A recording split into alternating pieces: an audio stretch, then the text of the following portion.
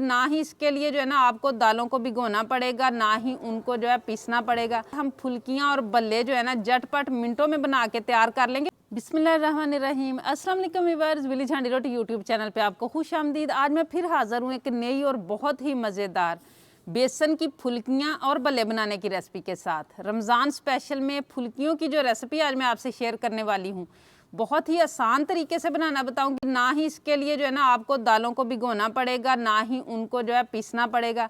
बेसन के साथ हम फुल्कियां और बल्ले जो है ना झटपट मिनटों में बना के तैयार कर लेंगे, वो भी बहुत ही कम बजट में। और इनको बना के आप महीनों स्टोर कर सकते हैं, एक महीना नहीं बल्कि महीनों स्टोर कर सकते हैं। बस चंद चीज़ों का आपने ख्याल रखना है जो मैं इस वीडियो में आपके साथ शेयर करने वाली हूँ। वीडियो को एंड तक देखिएगा बिना स्किप किए, ताकि पूरी रेसिपी को फॉलो करते हुए आप मुझसे भी ज़्यादा बेहतरीन ये फुल्कियां घर पे तैयार कर सकें। लाइक और शेयर ज़रूर कीजिएगा। चैनल पे नए हैं तो सब्सक्राइब कर लें। तो चलिए चलते हैं, ये मज़ेदार सी रेसिपी बनाना शुरू करते हैं। ये मज़ेदार से बल्ले और फुल्कियां बनाने के लिए सबसे पहले यहाँ पे 1.5 कप मेजरिंग कप के साथ मैंने बेसन का लिया है। बेसन को मैंने छान लिया है। और अब कुछ और चीज़ें जो मैं इसमें शामिल करूँगी। यहाँ पे मेरे पास है बेकिंग सोडा, ये मैंने 1/4 टीस्पून लिया है। अगर ये ना हो आपके पास, बेकिंग पाउडर हो, तो आपने 1/2 टीस्पून ले लेना है, यानी कि इसका डबल कर लेना है।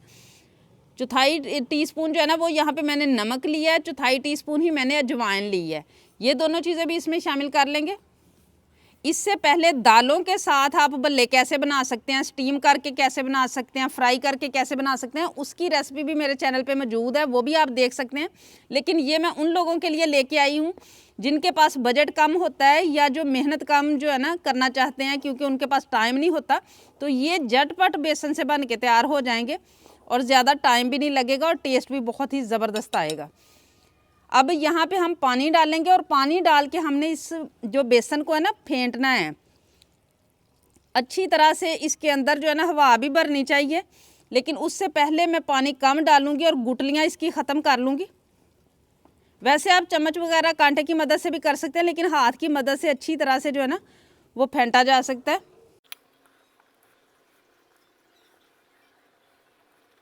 अब एक ही साइड पे इस तरीके से करते जाना है, इतना ही पानी डालना है, इससे ज़्यादा नहीं डालना। ये आप देख सकते हैं। अब इसको एक ही साइड पे हमने घुमाते जाना है, तकरीबन 4-5 मिनट आपने ऐसे करना है इस तरीके से। इसको फेंटते हुए मुझे 5 मिनट हो चुके हैं और ये देखिए माशाल्लाह ये काफ़ी फ्लफ़ी भी हो चुका है, हल्का सा भी हो चुका है और इस तरह का है। ये आप देख लें, इससे पतला नहीं होना चाहिए, इससे गाढ़ा नहीं होना चाहिए। अब मैं आपको चेक करवाती हूँ। यहाँ पे मैंने पानी ले लिया, थोड़ा सा आपने पानी में डाल के देख लेना। ये देखें फ़ौरन ऊपर आके तैरना शुरू हो गया, इसका मतलब है ये बिल्कुल फ्लफ़ी हो चुका है जिस तरह का हमें चाहिए। अब ये बिल्कुल रेडी है, इसे मैं साइड पे करूँगी और बाकी काम हम देख लेते हैं। अब यहाँ पे मैंने एक शापर ले लिया, आप देख सकते हैं। इसको मैंने इस तरीके से काट लिया है गुलाई में, और यहाँ एक बर्तन है, इसके अंदर रख के तो ये सारा जो मटेरियल है ना मैं इसमें डाल लूँगी। आपके पास अगर पाइपिंग बैग हो तो आप वो भी ले सकते हैं, लेकिन मैं इसमें इसलिए बता रही हूँ कि ये इस तरह से शापर तो हर घर में मौजूद होता है, ये है कि साफ़ सुथरा होना चाहिए। अब इसमें डाल लेंगे ये वाला मटीरियल।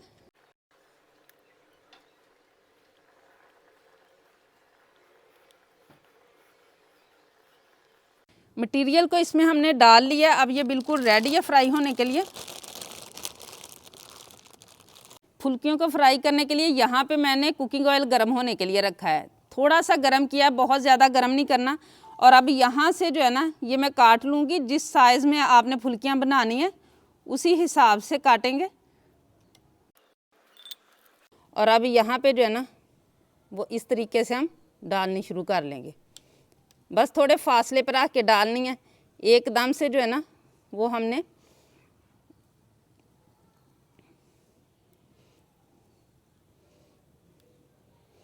एक दूसरे के ऊपर नहीं होनी चाहिए। और ये देखें माशाल्लाह ऊपर आना भी शुरू हो चुकी हैं।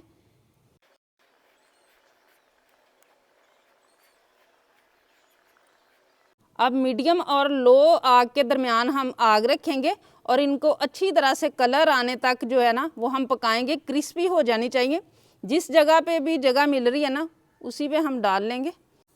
इनको पकते हुए 2 मिनट हो चुके हैं, थोड़े ये जो सेट हो चुके हैं। अब इनको इस तरीके से हमने हिलाते हुए जो है ना वो पकाना है ताकि एक जैसा कलर आए। जब अच्छी तरह क्रिस्पी हमें महसूस हो जाएंगे तो फिर हम इनको निकालेंगे। इनको पकते हुए 6-7 मिनट हो चुके हैं और बहुत अच्छी तरह से ये क्रिस्पी हो चुकी है। अभी मैं आपको आवाज़ सुनाती हूँ और ये देखें माशाल्लाह कलर भी अच्छा आ चुका है, क्रिस्पी भी हो चुकी हैं। तो अब मैं इनको निकाल लूँगी और इसी तरीके से मैं बाकी भी रेडी करूँगी।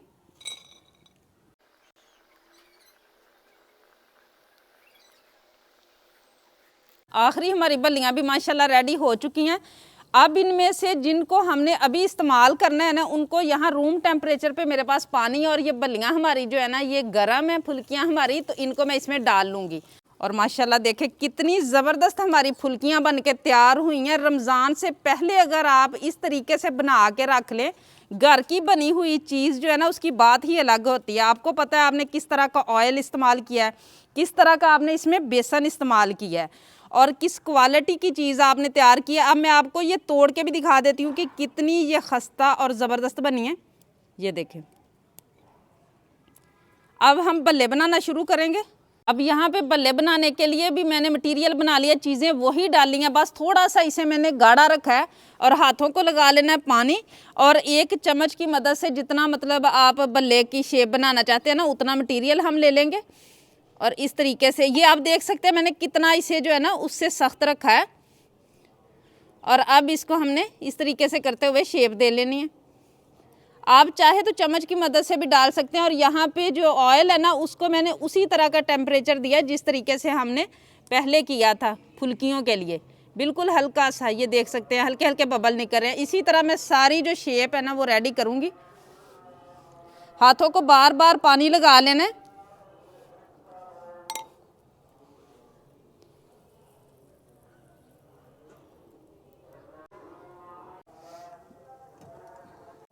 शेप मैंने सारी रेडी कर ली थी और फ्लेम आप देख सकते हैं कितने बबल निकल रहे हैं। इसी तरह के जो है ना टेम्परेचर पे पकाना है। 5 मिनट हो गए हैं पकते हुए और अब इनकी हम साइड चेंज करेंगे। और ये देखें माशाल्लाह ये कितने फूले हैं।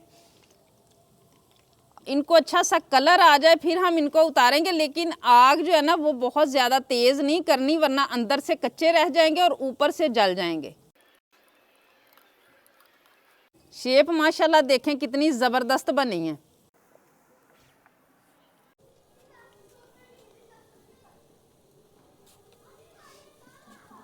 माशाल्लाह इनको पकते हुए तकरीबन 12-13 मिनट हो चुके हैं। बहुत अच्छा सा कलर आ चुका है। अब मैं इनको निकाल लूँगी और जिनको हमने अभी इस्तेमाल करना है ना उनको मैं डाल दूँगी यहाँ पे पानी में, रूम टेम्परेचर पे पानी है। और बाकी जो है ना इनको मैं निकाल के साइड पे रख लूँगी ठंडा होने के लिए।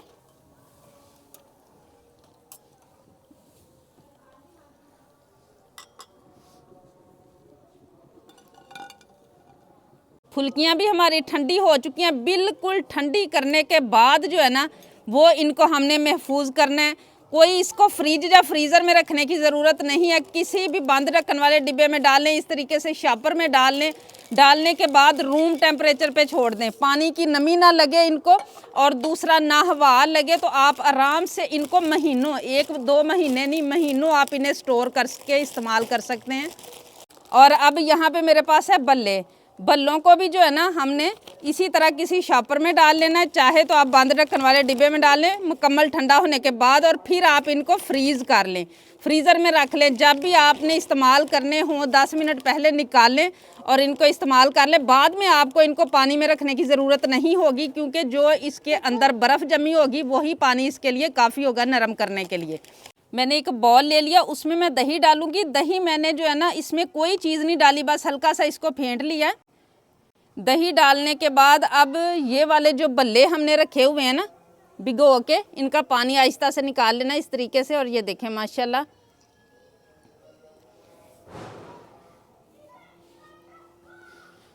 बहुत ही आसानी के साथ आपने देखा ये बल्ले बन के तैयार हो जाते हैं। और बहुत ही ज़बरदस्त क्वालिटी, घर का बेसन, घर का ऑयल। और ये देखें, ये मैं आपको तोड़ के भी दिखाती हूँ कि कैसे माशाल्लाह अंदर तक जो है ना, ये देखें यहाँ पे जो फुल्कियाँ हमने भिगो के रखी हुई थी, ये भी देखें माशाल्लाह कितनी बड़ी बड़ी हो गई हैं। फूल के अंदर से इसका जाल माशाल्लाह देखें, और ये क्रिस्पी कितनी बनी है वो तो मैं पहले ही आपको दिखा चुकी हूँ। अब इनका हम पानी निचोड़ लेंगे, इनको भी शामिल कर लेंगे। और अब यहाँ जो है ना मेरे पास है आलू, आलू को मैंने बॉयल कर लिया था, ये भी हम शामिल कर लेंगे।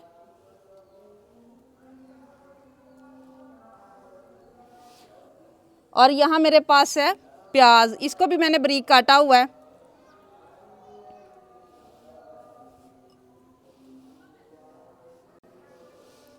यहाँ पे मैंने लिए चने, चनों को भी मैंने बॉयल कर लिया था।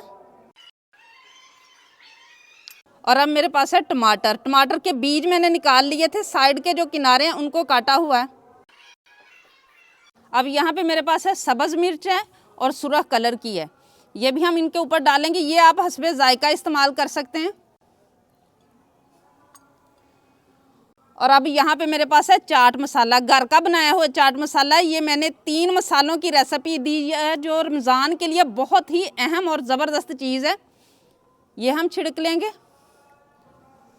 और अब यहाँ पे मेरे पास है चटनी, पहले हम ग्रीन वाली चटनी लगाएंगे, इसकी रेसिपी भी मेरे चैनल पे मौजूद है। और अब यहाँ मेरे पास है इमली की खट्टी मीठी चटनी, थोड़ा सा पुदीना और सब्ज़ धनिया।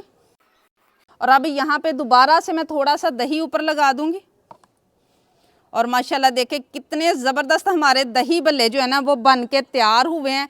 उम्मीद है आज की ये रेसिपी आप लोगों को बहुत ज़्यादा पसंद आई होगी। इसे ज़्यादा से ज़्यादा शेयर करें, लाइक करें, कमेंट बॉक्स में अपनी कीमती राय का इजहार ज़रूर कीजिएगा।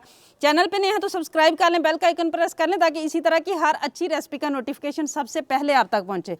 अगली वीडियो तक के लिए विलेज हंडी रोटी की तरफ से अल्लाह हाफिज़।